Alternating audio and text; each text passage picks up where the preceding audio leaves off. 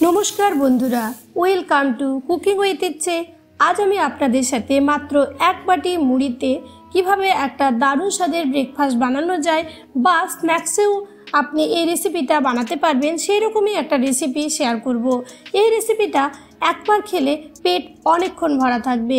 যারা বাইরে যাচ্ছেন নিয়মিত কাজে তারাও যদি এই রেসিপিটা একবার খেয়ে বেরিয়ে যান বাড়ি থেকে সকালবেলা তাহলেও কিন্তু পেটটা অনেকক্ষণ ভরা থাকবে। আর বিশ্বাস করবেন না, একেবারে ঘরোয়া ইনগ্রেডিয়েন্টসে এই রেসিপিটা তৈরি হবে। রেসিপিটা বানাতেও যেমন সময় লাগে না, তেমনি এর স্বাদও কিন্তু দুর্দান্ত হয়। তাহলে চলুন আজকে রেসিপিটা আমি কিভাবে বানাচ্ছি সেটা step by step full watch করবেন, না হলে কিন্তু স্টেপগুলো ঠিক করে বুঝতে পারবেন না। এখানে একটা মিক্সার বোলের মধ্যে আমি নিয়ে নিলাম খানিকটা পেঁয়াজের কুচি। এই সমস্ত পেঁয়াজের কুচি নেব না, কারণ আমি যতগুলো বানাবো ততগুলোতেই কিন্তু পেঁয়াজ লাগবে। তাই এখানে ছোট একটা পেঁয়াজের কুচি নিয়ে নিলাম, দিয়ে দিলাম অল্প একটু তিল, আর দিচ্ছি এখানে অল্প একটু জোয়ান হাতে এরকম ক্রাশ করে নিচ্ছি, আর দেবো অল্প একটু কালো জিরে। তবে এর মধ্যে আপনার যদি কোনো কিছু দিতে অসুবিধে থাকে অবশ্যই সেটাকে কিন্তু স্কিপ করতে পারেন। দিয়ে দিলাম হলুদ পরিমাণ মতো, আর দেব নুন পরিমাণ মতো। নুনটা দেওয়ার সময় খেয়াল রাখবেন, মুড়িতে কিন্তু অনেক সময় নুন থাকে, তখন কিন্তু নুনটা পরিমাণ বুঝে দিতে হবে। দিলাম অল্প জল আর একটা আলুটা ভালো করে কিন্তু এরকমভাবে ম্যাশ করে নিতে হবে। আর জলটা দেওয়াতে এটা ভালো করে মেশানো খুব সহজ হবে। আমি যে মুড়িটা আজকে ব্যবহার করব সেটা নুন ছাড়া মুড়ি, তাই আমি সেই রকম পরিমাণে নুনটা দিয়েছি। আপনি যখন নুনটা দেবেন তখন কিন্তু একটু পরিমাণ বুঝেই দেবেন।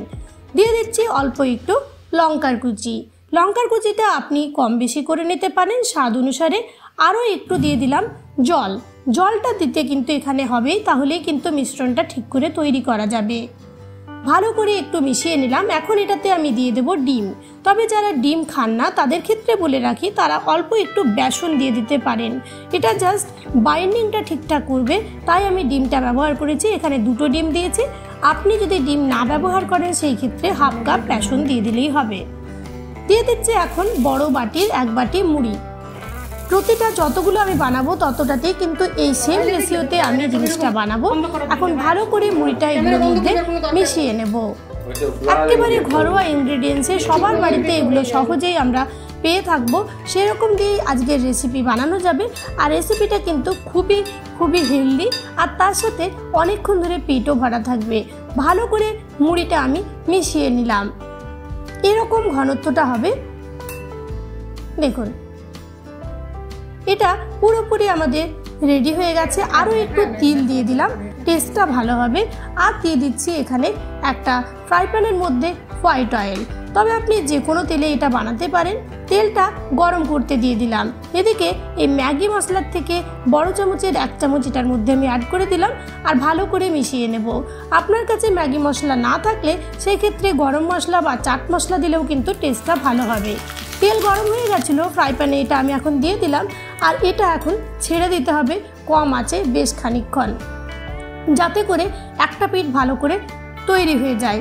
তাড়াহুড়ো করা যাবে না, কিন্তু তাড়াহুড়ো করলে কিন্তু এটা ভেঙে যেতে পারে। যেহেতু এটার মধ্যে আলু রয়েছে, সেহেতু একটা পিঠ ভালো করে হতে দিয়ে 5 মিনিট কম আছে, তারপরে কিন্তু এরকম একটা থালার মধ্যে এটাকে নিয়ে নিতে হবে। হাতে করে বা কোনো খুন্তিতে করে কিন্তু এই কাজটা করা যাবে না। দেখুন একটা পিঠ খুব ভালোভাবে হয়ে গেছিলো। থালাতে নিয়ে আবার সেমভাবে আমি এরকমভাবে এটাকে উল্টে এটাকে আবার একটু সেট করে দিচ্ছি। আর একটা পিঠ অলরেডি আমাদের ফুলে গেছে। এখন এই পিঠটা মিডিয়াম ফ্লেমে খানিকক্ষণ আমি ভালো করে তৈরি করে নেব। দেখতে পাবেন কতটা এটা ফুলে উঠবে। যেহেতু এটার মধ্যে আলু মুড়ি এগুলো দেওয়া রয়েছে, প্রচণ্ডভাবে এটা ফুলে যায়। আর জল ব্যবহার করেছি ডিমের সাথে, তাই খুব সুন্দরভাবে এটা রেডি হয়ে যায়। এখন দেখুন কতটা বড়, আপনি বিশ্বাসও করতে পারবেন না যে মাত্র কয়েকটা ইনগ্রেডিয়েন্টসে এরকম একটা ব্রেকফাস্ট তৈরি করে নেওয়া যায়। দেখুন আর কি সুন্দর দেখতে হয়েছে, খেতেও কিন্তু অপূর্ব। আমি এখানে সস দিয়ে পরিবেশন করছি, আর আপনি চাইলে যে কোনো চাটনি দই কিছুর সাথে এটাকে সার্ভ করতে পারেন। আমি কেটে দেখিয়ে দিচ্ছি। দেখুন পুরো একেবারে কতটা ফ্লাফি হয়েছে, আর টেস্টি ভীষণ। ওপরটা যেমন একটু ক্রিস্পি হয়েছে, ভেতরটা কিন্তু ভীষণ নরম হয়েছে। আশা রাখি আমার আজকের রেসিপি আপনাদের ভালো লাগবে। যদি ভালো লাগে প্লিজ একটা লাইক দেবেন, কমেন্ট করে জানাবেন যে রেসিপি কেমন লাগলো।